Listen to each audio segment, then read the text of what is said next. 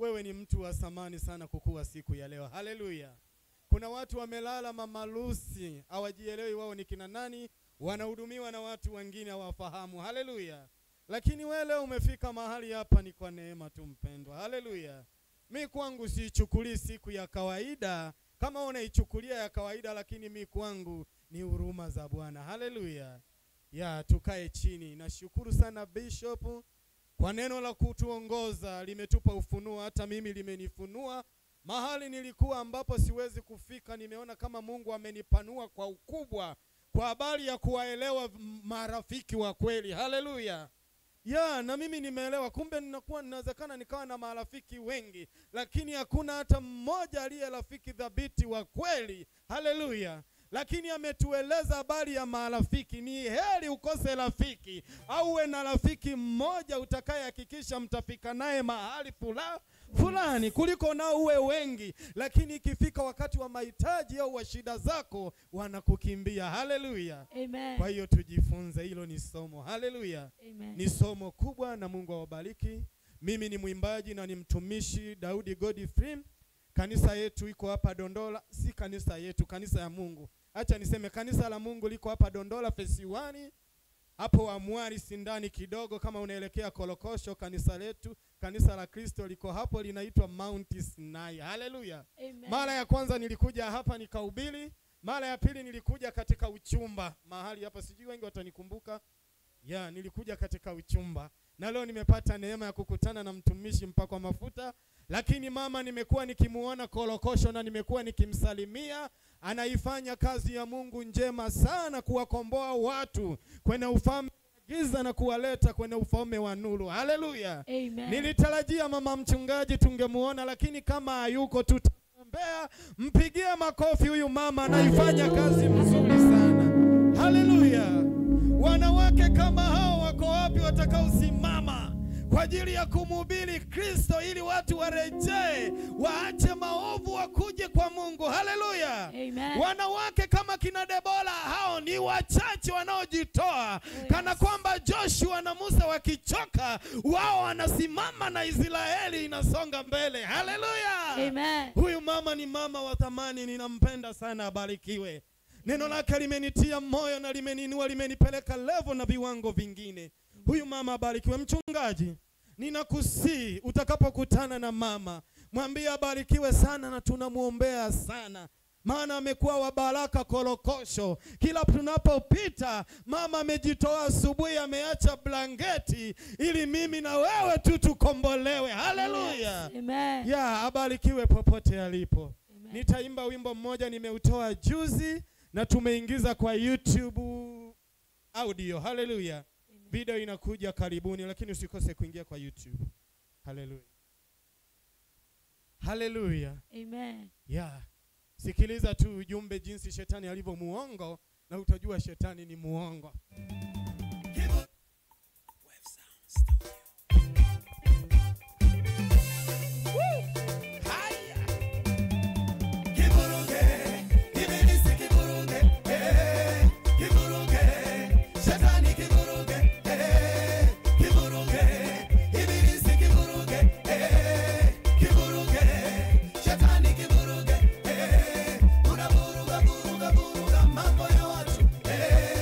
Unavuruga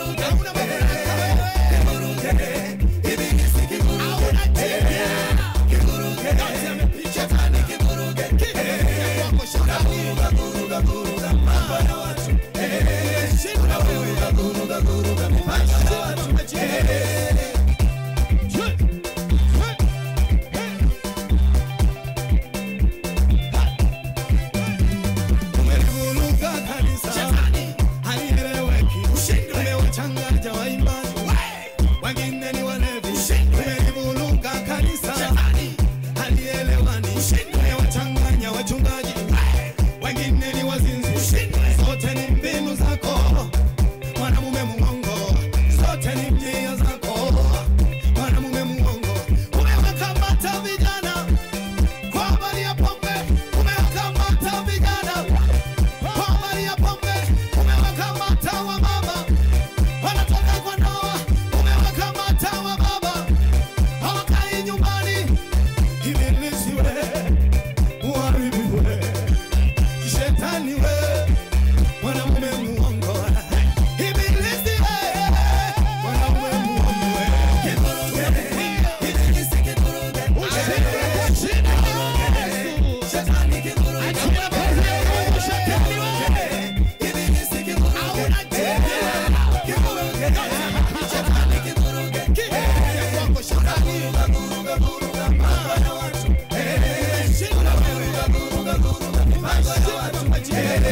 ufalume wa shetani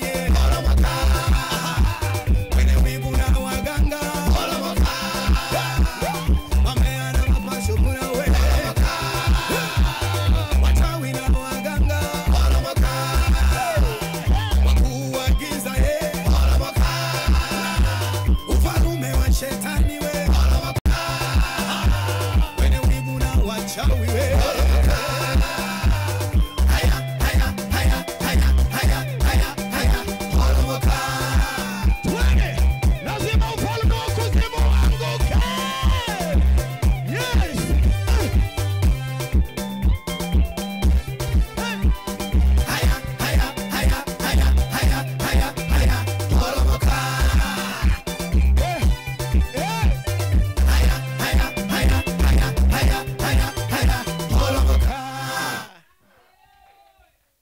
Haleluya. Bwana Yesu asifiwe. Hiyo nyimbo inapatikana YouTube audio. Video inakuja karibuni. Tunataka kumvuruga shetani atoke kanisani, aachilie vijana. Yeye ni muongo toka mwanzo. Dunia kuharibika na vitu vyote ni kwa sababu yeye ni muharibifu. Dunia ilivyo na mambo yanavyoendelea, yeye ndiye sababu ya yote. Haleluya. Kwa hiyo lazima aporomoke mpaka kuzimu na Mungu ajitwalie utukufu. Asante sana kwa hii madhabahu, imekuwa baraka kwangu.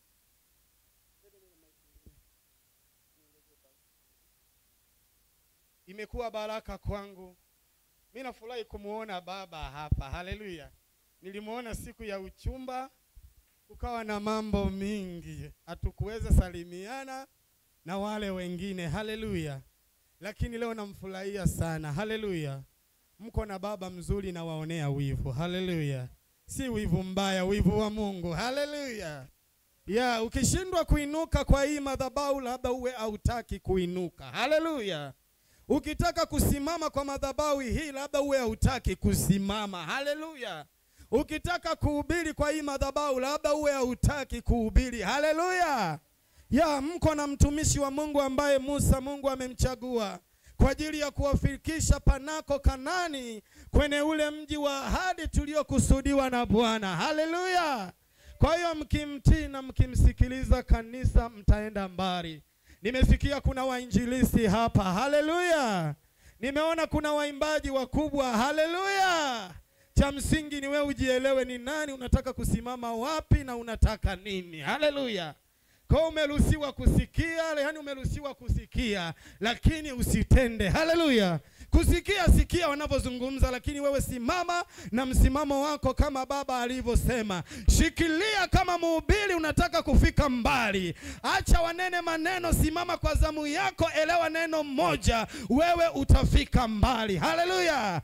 Shikilia neno moja kama wewe ni muimbaji. Kataa kuimba kwenye viwango vya chini. Endelea kubeba maono yako kimaombi mpaka utimize ndoto zako. Haleluya. Ya, usikubali mtu akukatishe maono yako ya kufia jangwani. Kama yeye ameshindwa na safari ya Kanani, ya baki wewe usonge mbele, ufikishe ahadi na lile kusudi ambalo uliokuwa unalitaka Mungu alitende katika maisha yako. Haleluya. Ningepata msomaji mzuri katika kitabu cha Mwanzo sura ya 7. msomaji mzuri sana. Hata tusomea kuanzia mstari wa kwanza, tutaenda tu pole pole na yeye mpaka pale Roho wa Mungu atakapo tufikisha. Haleluya.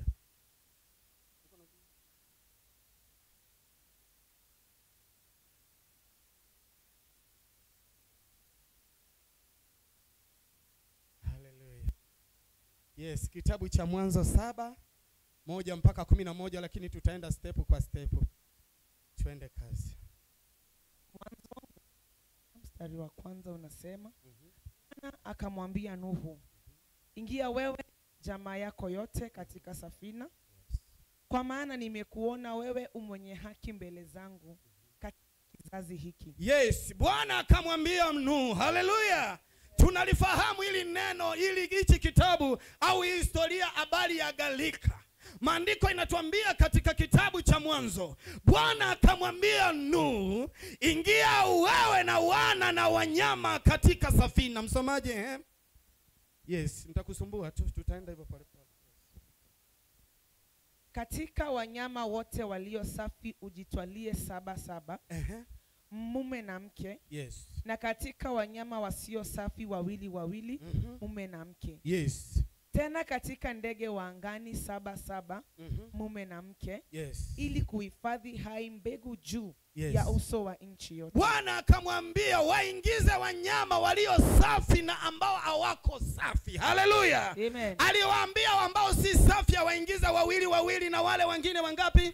7. Haleluya. Ili ajitwalie uzao, maana Mungu alikuwa amekusudia mabaya kwa ajili ya kuitenda dunia. Haleluya. Ukisoma sura ya 6, Biblia inaenda kusema dunia iliasi, ikatenda dhambi, ikatoka kwenye uwepo wa Mungu, wakamkinai Mungu kwa ajili ya maovu yao. Ikafika wakati Mungu anasema, sitashindana na mtu mwenye nyama ambaye binadamu, sitashindana na mtu. Akamwambia Nuhu, wakati wa kila chenye mwili kusambaratishwa au kuondoka katika dunia umefika, na kuamuru chukua wanyama ambao kama Biblia inavyotuambia 2 kwa 7 uwatwae kwa ajili ya kuhifadhi uzao, maana Mungu alikuwa amekusudia mabaya kutenda katika wakati ule. Msomaji. Baada ya siku 7, yes, tenyeshea dunia mvua, yes, siku 40 mchana, yes, na kila kilicho hai nilichokifanya juu ya uso wa nchi, yes, nitakifutilia mbali. Kwa maana nimeamuru au nimekusudia kuiharibu dunia. Watu walitoka kwenye uso wa Mungu. Watu wametoka kwenye Edeni. Edeni ndiye ilikuwa mpango wa Mungu, tutengenezwe tukae katika bustani ya Edeni. Lakini tulipoasi na kufukuzwa na Mungu katika Edeni, tulipotoka katika uso wa dunia, ndio mambo yakaanza kujitokea ambayo hayastahili, mabaya ambayo yanayotutoa katika uso wa Bwana. Wakati ule wa Nuhu, nakwambia yawezekana Nuhu aliwaambia walembo, njooni tutengeneze safina. Walimuona Nuhu kama fai, walimuona Nuhu kama si chochote. Wakati Nuhu anaendelea kuitengeneza safina, akiwaambia vijana wazuri wanaitwa maende Samuene, wanaitwa wane 6 pack, njooni tuitengeneze safina, wa kumsikia. Waliendelea kumwangalia Nuhu. Mwaka wa kwanza Nuhu anajikaza na familia anaitengeneza safina. Mwaka wa pili wao wanaendelea na mambo yao. Mwaka wa 3 dunia iko busy tena, iko haina hata kama kuna kitu kinaendelea. Mwaka wa 4 wakaona Nuhu ni mjinga. Nuhu alituambia tutengeneze, yale mambo yatatokea, mbona hawatokei? Watu wakajisahau. Wakati Mungu anaendelea kumwambia Musa, na safina inapoendelea kutengenezwa, wanyama wanapoingia ndani ya safina, dunia imejisahau, iko busy kwa ajili ya maisha. Wengine wanaoa na kuolewa nyakati zile. Wanadamu wana mipango mikubwa kwa ajili ya maisha. Wamesahau kile mtumishi wa Mungu alichowaambia, wamesahau. Wakati safina inaendelea kutengenezwa, watu wako bize na mambo ya dunia, wako bize na mambo ya kazi, wako bize, wengine wanaolewa, wako bize, wengine wamesahau. Wanamchekelea na kumuona mjinga, wanamuona Noa afaye, wanamuona Mungu alichanganyikiwa, lakini Noa alijua alichokuwa anakifanya. Msomaji. Nuhu akafanya kama Bwana alivyomwambia. Noa akafanya kama vile ahadi ya Mungu alivyomwambia. Naye Nuhu mtu wa miaka 600. Yes. Hapo hiyo gharika ya maji ilipokuwa juu ya nchi. Nuhu akaingia katika safina. Yes. Yeye na wanawe na mkewe, yes, na wake za wanawe pamoja naye. Yes. Kwa sababu ya maji ya gharika. Yes. Na katika wanyama walio safi na wanyama wasio safi. Yes. Na ndege navyo vyote juu ya nchi. Noa akaingia katika safina, yeye na wanawe na wale waliokuwa wanautii wa kulitii neno la Bwana, ambao walisimama wakafanya kazi na yeye. Watu walimuona Nuhu kama mjinga, watu walimuona kama Nuhu afai, eti wakamuona ameingiza wanyama, wakamuona ameingia kwa safina. Lakini cha ajabu, safina hakuifunga Nuhu, maana alifunga Mungu. Maana Nuhu angefunga safina, akisikia mama yake angelia, angesikia huruma aifungue. Lakini maandiko inasema Bwana akalifunga rango, hakuna aliyeweza kulifungua. Nuhu alipoingia na wanyama, mpendwa, kilichoendelea kikuwa kizuri. Mvua ilianza kunyesha kama kawaida, wakakinga hata maji, wakaoga kama kawaida. Lakini maandiko inatuambia baada ya Nuhu kuingia katika safina, lile lango lilipofungwa, Bwana akaachilia mvua, ikaanza kunyesha, ikaanza kunyesha, maji yakaanza kupaa, yakaanza kwenda umle. Wakashindwa, mbona hii mvua? Kwa nini mvua ya mafuriko? Hatujaona mvua kama hii. Mahali pangine ukisoma, Bwana anasema akafungua madirisha, yani chemi za mbinguni, mvua chini na juu, ikaanza kunyesha, ikaanza kunyesha, ikaanza kunyesha. Wakaona hapana, kuna jambo linaendelea. Wakaanza kumkumbuka Nuhu, yale maneno aliyowaambia, lakini walikuwa wamechelewa.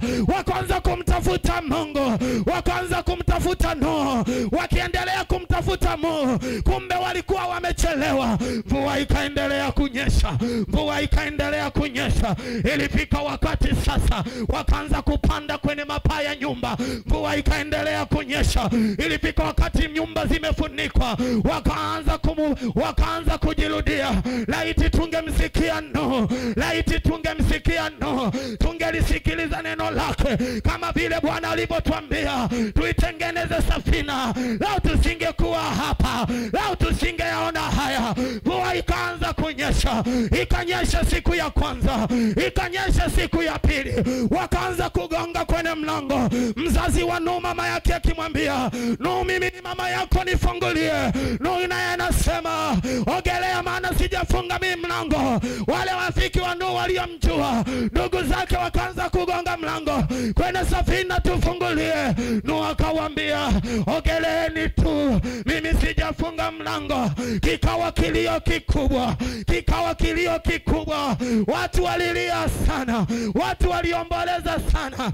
Nyakati zile walilia kwa uchungu, wakati haukukua tena, maana wakati ulikuwa umekwisha. Haleluya. Mpendwa unaolisikia neno hili, acha nikupe ufunuo. Uelewe kitu kimoja. Wakati watu wako kanisani wanajitakasa, na wengine wako bize katika kuoa na kuolewa, wakati watu wa Mungu wanajitakasa, maana maandiko inasema wakati umekwisha, nyakati haziko tena. Tunaishi dunia ya mwisho, kufumba na kufumbua. Mbingu zitafunguka, mwanaume atasimama, mbingu zitafunguka, tutamuona Bwana. Wakati watu wengine Wakristo wa makanisani walikuwa bize mpaka Jumapili, wakati watu wanaendelea kujitakasa, wao wako bize, kanisa linaendelea kumtafuta Mungu. wao wanatafuta vitu vya dunia. Hivyo kama kwa Nuhu, ndivyo kanisa litakavyoachwa, maana litakuwa limesahau kusimama katika zamu yake. Oh yes. Haleluya. Amen. Mpendwa, wakati wa kutengeneza ni leo, maana neema iko. Oh yes. Badilika kabla neema haijatoweka. Oh yes. Ikitoweka neema, utaitafuta. Utafuta huyu mchungaji, utawatafuta hawa, hautawaona, maana neema utakuwa imekwisha. Oh yes. Waimbaji wameimba sana habari ya kutengeneza. Tengeneza twende mbinguni, utaki kusikia. Mchungaji wako amekwambia badilika. Unaenda unatenda dhambi kinyume, unafikiri mchungaji hakuoni, lakini mbingu inakutazama. Yesu atakuacha Kabisa. Haleluya. Amen. Ni wakati wa matengenezo kanisa. Oh yes. Tuache kuwa bize na mambo ya dunia. Acha yes. tujishughulishe na utakatifu. Yesu atakaporudi tuchukuliwe tuende mbinguni. Amen. Ni huzuni sana huyu mtumishi aingie mbinguni, aone mshirika anaambiwa nenda kushoto. Uchungu sana kwa baba. Well, haleluya. Amen. Inaweza ikawa uchungu. Kabla hatujafikia hapo, kanisa kila mmoja asimame kwa zamu yake. Maandalio ya moyo ni leo.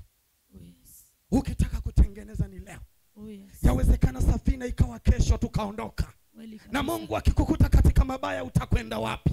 Inawezekana uliokoka miaka 100, lakini hiyo miaka 100 itakuwa sifuri. Haitakuzaidia kwa siku moja ambayo ilibidi ukae ulifue vazi ujitakase. Oh yes. Wengine wamezoea kutenda dhambi. Nitatenda dhambi, ikifika Jumapili nitajitakasa. Inawezekana siku hiyo kakutwa na mke wa mtu gesi au mume wa mtu gesi, na ndo siku hiyo kipenga cha tarumbeta kikalia, ukaachwa kiwa katika nyumba ya wageni na ulikuwa umeokoka. Kuna faida gani? Tengeneza twende mbinguni. Amen. Sijaja kuhubiri habari ya magari na majumba. Oh yes. Majumba ni kweli kwa mwili lazima tuyamiliki. Lakini kwa sasa kwangu mimi hayana maana Yesu anakuja. Haleluya. Kwa sasa kwangu mimi sijaja kuhubiri habari za magari. Oh yes. Magari unaweza ukawa nao 100 lakini ukaukosa ufalme wa mbingu. Kwa hiyo jishughulishe kujitakasa. Kaa katika hali ya utakatifu ili Bwana atakapokuja na wewe unyakuliwe uende mbinguni. Amen. Haleluya. Amen. Neema bado iko. Oh yes. Wapendwa, neema inapatikana. Oh yes. Mlango haujafungwa, ng'ang'ana uingie kabla lango halijafungwa. Maandiko inasema lango lile likifungwa halitafunguliwa tena. Ndio wakati wa kung'ang'ana na kubanana kwa shida na kujitolea ili tuingie katika lango, kwa mateso na magumu ili tuingie katika lango. Ng'ang'ana hata wakisema aje, pigana kwa zamu yako. Utahama makanisa mpaka lini? Endelea kusimama hapa. Mungu akukute hapa. Maandiko inasema hakuna aliyekamilika. Wewe simama kwa zamu yako, tengeneza kwa zamu yako. Mchungaji wako ni mwanadamu. Mchungaji anaweza kuanguka, lakini wewe simama imara. Lakini wewe simama imara. Acha maneno, shika neno. Tukutane bandarini. Yes. Haleluya. Haleluya. Wapendwa, tunaenda si uongo. Wasikwambie uongo, anakudanganya. Nimekuja kukufungua macho. Fungua macho, tunaondoka. Mbingu iko. Jehanamu iko. Shetani yako bize. Mungu wako serious. Wapiga kampeni ni mimi na wewe. Hatuwezi jua matendo yako inamwakilisha mgombea gani, wewe unajua. Oh yes. Haleluya. Amen. Waliambiwa watengeneze safina. Wakaanza kumuona Nuhu hafai. Yeye ni mjinga zidi ya mataifa wanavyotuchekeleaga. Wanaonaga kama sisi tuliokoka ni washamba. Lakini wakati utakapofika watatamani na kusema ni heri tungewasikiliza wale washamba, maana sisi welevu wetu tumefeli. Kweli kabisa. Haleluya. Amen. Ulikuwa kijana, sasa unaendelea kuzeeka, umtaki Yesu. Mashavu yanashuka, umtaki Yesu.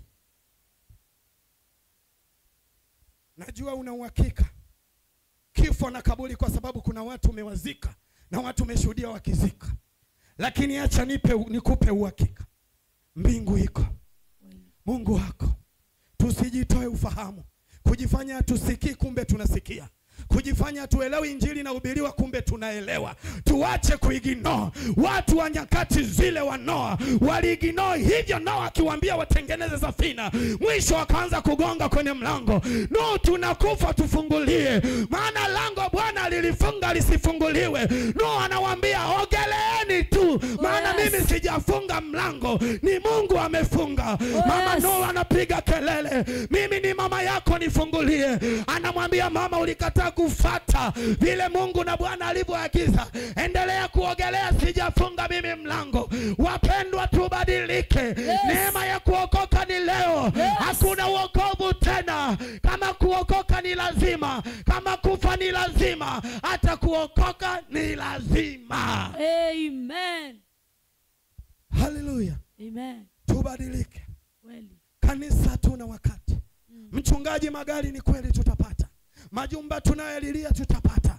Lakini wakati wa Noa kuna watu walikuwa na magari na majumba, lakini hayakuwasaidia. Kweli. Hallelujah. Amen. Kuna walembo walikuwa wazuri kama wewe, wakikanyaga dunia inatikisika. Acha wewe ukikanyaga dunia ikutambui, lakini wote walikung'utiwa mbali na maji. Kweli kabisa. Wakati wa kutengeneza. Dunia iko mwishoni. Hatuna muda tena. Kanisa, wakati umeisha. Waimbaji, wakati umeisha. Kama wakati wa kuimba, imba sasa sahihi.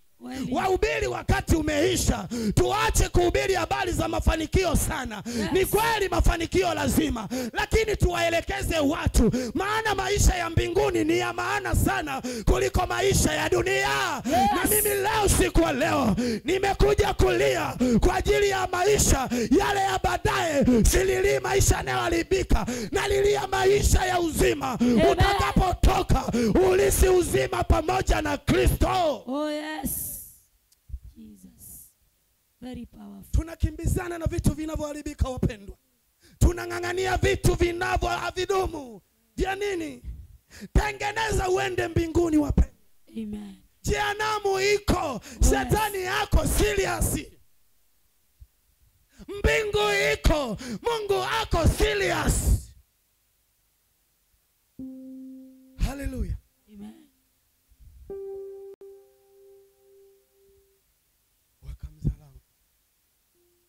Akakazeka, tatuambia nini? Sisi ni vijana, lika yetu, ndio wakati wetu umefika. Anatuambia tutengeneze safina. Safina gani tunaoitengeneza? Hawakujua. Neema bado iko, wapendwa. Neema haijatoweka. Neema ikitoweka, kuna wengi watalia. Neema ikiondoka, kuna wengi watasaga meno. Neema ikiondoka, kuna wengi watakumbuka mchungaji, watamuona. Neema ikiondoka, watakuja kwa kanisa hapa, watapata mtu, maana Bwana atakuwa amechukua watu wake, maana kanisa litakuwa limetwaliwa, maana watumishi wa Mungu watakuwa wameenda. Hata hiyo Biblia walioizarau hawataiona. Watakuja kwa hili jengo, litakuwa limebaki jengo tu, ila Roho wa Bwana anayetembea katika jengo atakuwa ameondoka na watu wake. Tengeneza tuende mbinguni. Tengeneza tukamuone Mungu. Dunia ni kweli kwa macho ya nyama inapendeza, lakini ukitazama katika ulimwengu wa roho imekaa hivi. Imebakiza masaa na nyakati chache ianguke. Isikudanganye kwa fahari za majumba na majengo. Hayo tu yanaonekana kama mapambo ya dunia, lakini dunia yenyewe imelemewa na dhambi. Imekaa upande, bado kidogo iporomoke. Na inapoenda kuporomoka dunia, kanisa litakuwa limenyakuliwa. Wateule watakuwa wamenyakuliwa. Watu watakuwa wameshaenda mbinguni. Watu watasahau ya dunia. Tutawatafuta walokole, hatutawaona. Tutawatafuta wachungaji, hatutawaona. Tutalia na kusaga meno. Wakati utakuwa umeisha. Acha nikwambie, leo ndio neema. Imeandikwa tumewekewa kuishi mara moja, na baada ya kuishi ni kifo. Mpendwa, utakapokufa utaenda wapi? Mlevi ukifa utaenda wapi? Tubu, tengeneza njia. Achana na mambo mabaya. Geuka kwa Mungu sasa. Bwana, unapoisikia sauti hii, ni heri umrudie Mungu wako. Maandiko inasema mpumbavu haujui wewe, maana leo Mungu anataka roho yako. Ni heri ugeuka utengeneze, ili Bwana atakaporudi na wewe umlaki katika mawingu. Amen. Hallelujah. Amen. Watumishi na wachungaji tunagombana mitandaoni na kanisa linaanguka. Ole wetu. Waimbaji tunang'ang'ania kupata umaarufu wa dunia na mbinguni ni undercover, tujulikani. Ole wetu. Kweli kabisa. Waombaji tunataka kujulikana na mavuno ya Bwana yanahangaika. Ole wetu. Badala ya kupigana mitandaoni, acha tupigane na shetani. Watu watengeneze, wakifa wasichomwe moto, waende mbinguni. Oh yes. Nadhani hukumu ya wachungaji itakuwa kubwa, maana maandiko inasema na hukumu itaanza nyumbani kwa Bwana kabla ya mataifa na watu wengine. Sisi wachungaji ndo tutaanza kutoa hesabu.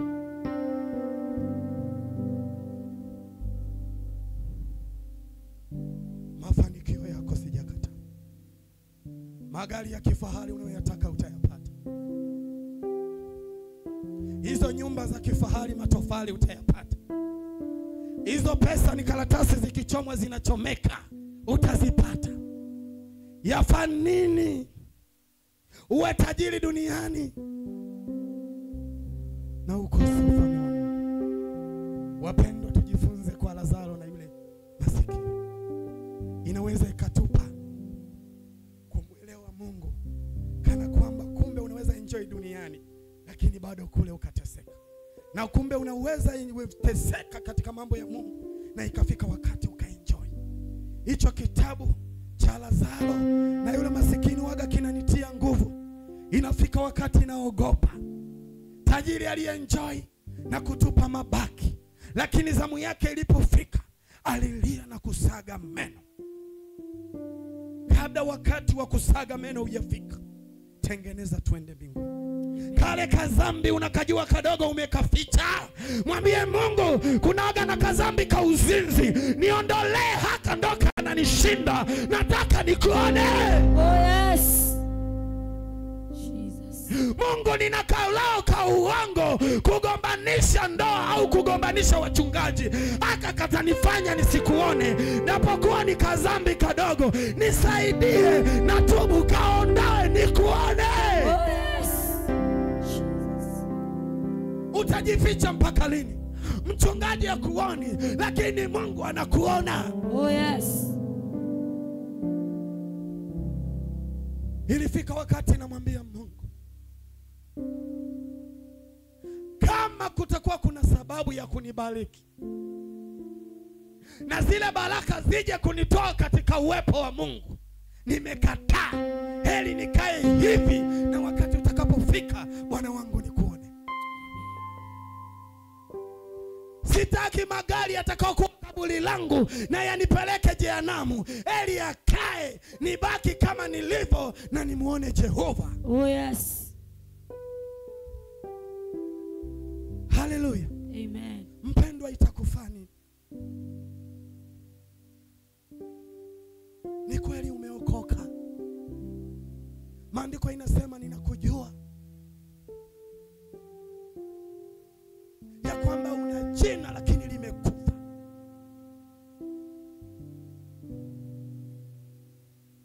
Mimi sijui ni dhambi gani unayotenda kwa siri.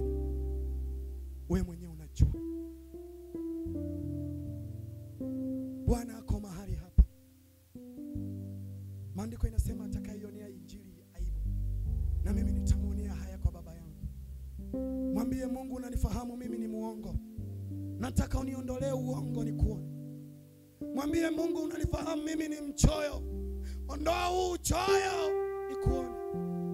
Mwambie Mungu, unanifahamu mimi sipitwi na mume wala mke wa mtu, ni mdangaji lakini nimeokoka, ondoa hicho kidogo nikuone Yesu. Oh yes. Wewe ndio unajua ni kitu gani waga unafanya. Leo neema inapatikana. Maana maandiko inasema tumewekewa kuishi mara moja, baada ya kufa ni hukumu. Je, ukifa katika hiyo dhambi na Ukristo na ulokole na kujitoa hivyo, utaenda wapi?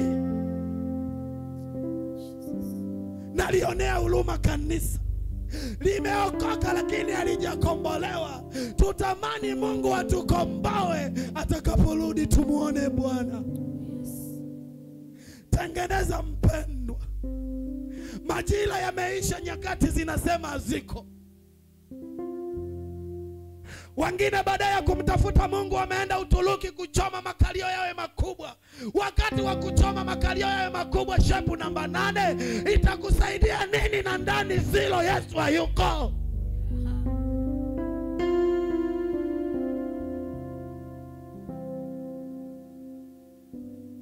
Ni heri mwili wangu uchakae, lakini nimuone Bwana. Ni heri niitwe fukara, lakini nimuone Mungu. Ni heri nionekane si chochote, lakini Bwana atakapokuja niende na yeye.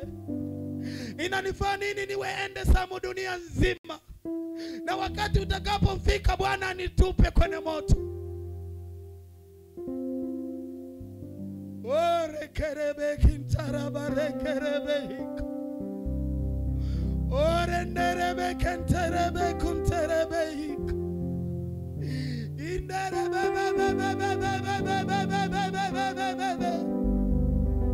Bwana Yesu, vijana tunaangamia. Bwana Yesu, kanisa linaporomoka. Wachungaji wamekuwa kama mataifa.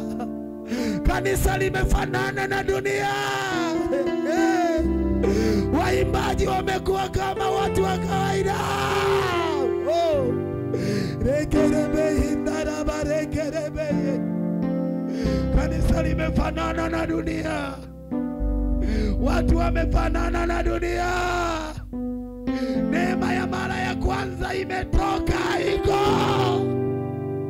Nguvu ya Mungu imetoka kanisani. Watu leo wanatumika kwa mazoea.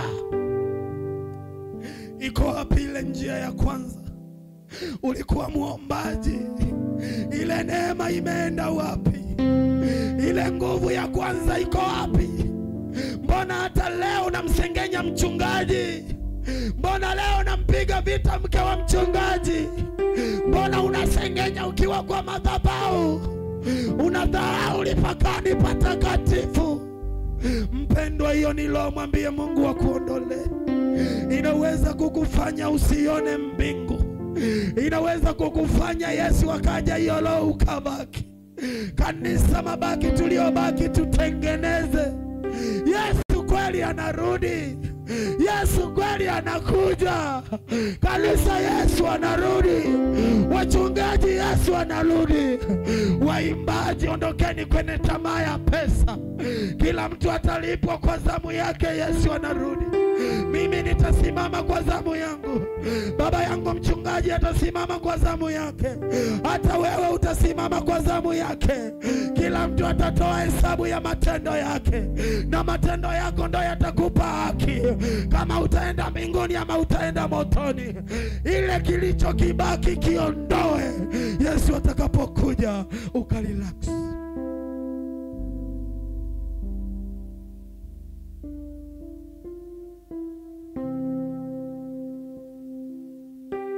Mimi sijui utakufa na kifo gani. Wengine wataanguka kwenye maji. Yawezekana utakufa kwenye ndege. Inawezekana mauti ikakukuta umelala na ukaenda hivyo. Wengine watakufa na malaria. Lakini kabla Bwana hajakuja, una uhakika utamuona Mungu?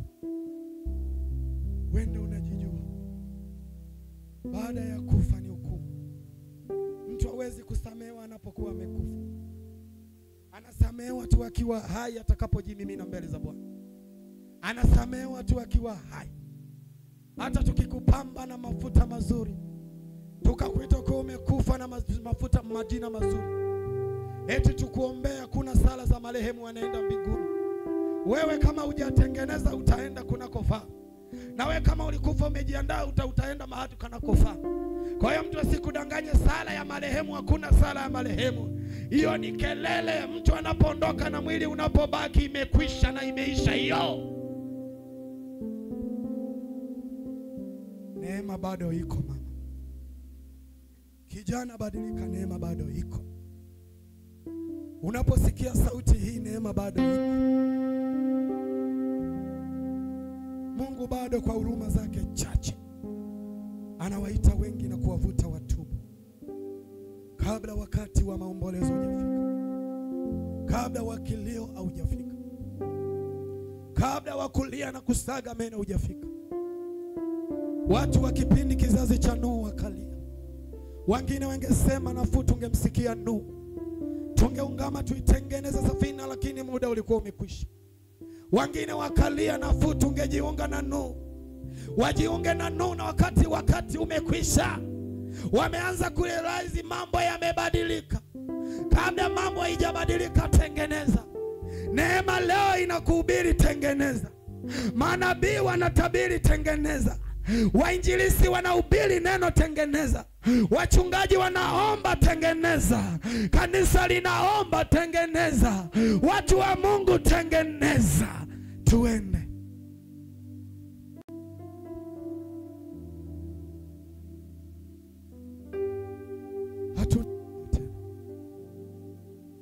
Na utapochelewa kidogo tu utalikuta kanisa limenyakuliwa. Utalikuta kanisa limeenda. Kwa hiyo ile mambo yanayokuambia madogo madogo, najua utaona aibu kumwambia mchungaji. Basi piga magoti mwambie Mungu, kuna hichi ndo kinanishinda. Kuna hichi kimekuwa kikwazo. Kuna hapa Bwana na feli. Kuna mambo haya yananishinda. Bwana atafanya. Bwana atakupa neema. Bwana atakusaidia. Bwana atakukomboa. Bwana atakutakasa.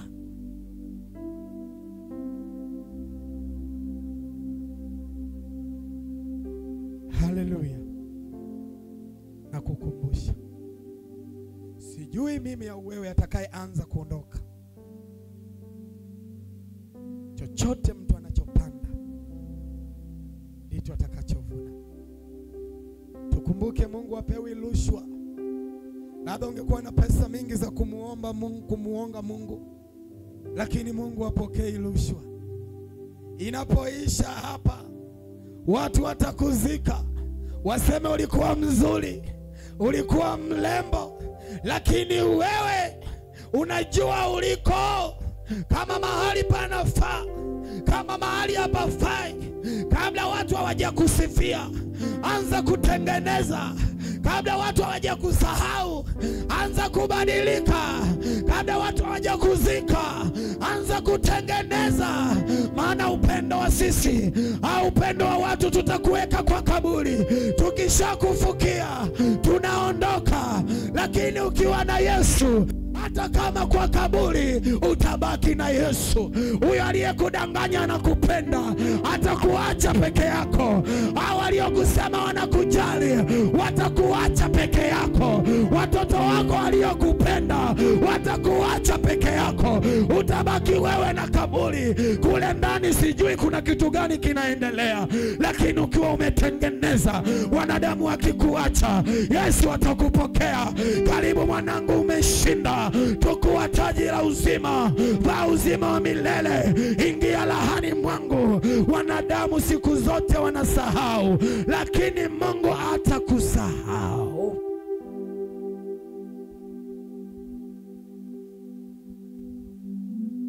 Mchungaji anakupenda, akikuzika atakuacha. Waimbaji wenzako wanakupenda, wakikufukia watakuacha. Ulisha imagine kitu kama hiyo? Watu wameondoka, umebaki wewe. Kunaenda aje? Unatokea wapi? Afu unaambiwa mpokee Yesu, unajifanya mjanja. Wewe ndiye mshamba mkubwa. Walikuweko watu wenye mabavu walimsumbua Mungu kama kina Nebukadneza. Leo wanaitwa msiba au marehemu wako. Kuna watu walivuma nyakati zile, kina Goliati walisimama Israeli waka, lakini leo hawako, tunawasoma, imebaki historia. Mungu akubariki na kupenda. Tengeneza twende mbinguni. Yesu analudi. Yesu analudi. Waimbaji, Yesu analudi. Kanisa muambie Yesu analudi. Mchungaji uliambie kanisa lisijisahau Yesu analudi. Watu watengeneze wasichomwe moto. Mimi nitasema ukweli, watu waga wanipendi, lakini nakutakia, maana naulilia uzima wako wa juu kuliko wa duniani. Uzima wako wa duniani sina shida nao, lakini ninalia kwa ajili ya uzima wa mbingu. Ombi langu na wewe umuone Yesu Kristo akuvishe taji. Nitakupa historia wakati namaliza. Tulienda mahali Kisumu na mama mmoja. Tulienda, mimi ni nabii, tulienda mahali fulani. Nikamwambia tunapoenda kupigana na malona kuvunja madhabahu usikule kitu. Mama akaniambia ni sawa. Wakati sisi tunaendelea kuvunja madhabahu tukiwa nje, tumeivunja madhabahu, sidhani kama wenye boma walikuwa wameniambia wamepika kuku. Mtumishi wa Mungu ingia kwa nyumba amepikiwa kuku akakaa akakula. Sisi tunaendelea kung'ang'ana na madhabahu ya boma hile. Baada ya kung'ang'ana kuvunja madhabahu tukajua mambo iko shwari. Natafuta nyuma, nilikuja na mwinjilisti mwenzangu, wako wapi? Ninaambiwa ako ndani anakula chapati na kuku. Na Roho Mungu alikuwa amekataza asikule. Yule mama kweli alikula akashiba. Wakati wa kuondoka ulipofika ananiambia nasikia tumbo kama imefula.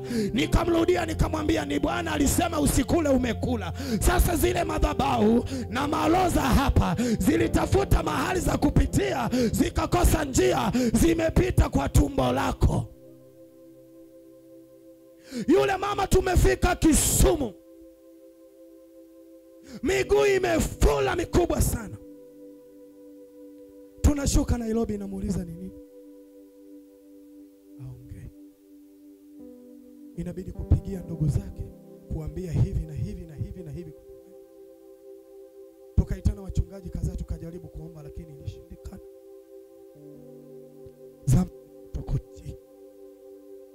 Mama akapelekwa mahali hospitali. Kufika hospitali, yule mama tukua kwa kitanda, siku ya 3 tunaenda kumuona. Anatuambia wapendwa, mimi siponi, naondoka. Lakini na kuondoka ninakoona ni kweli nimeingia mbinguni, lakini niko viti vya nyuma na hata sijapewa taji. Nimekaa nyuma sana, hata Kristo simuoni. Na baada ya kunena maombi hayo, yule mama akakata roho na akaufariki. Kabla gari la Elia alijakuja, tengeneza na wewe ukapate taji, na wewe ukavishwe taji. Usikubali kukaa kiti cha nyuma. Ng'ang'ana viti vya mbele na wewe upokee taji ya maana. Ukule meza pamoja na Kristo. Hilo ndio ombi langu. Mungu awabariki. Asante sana, nawapenda. Barikiwa.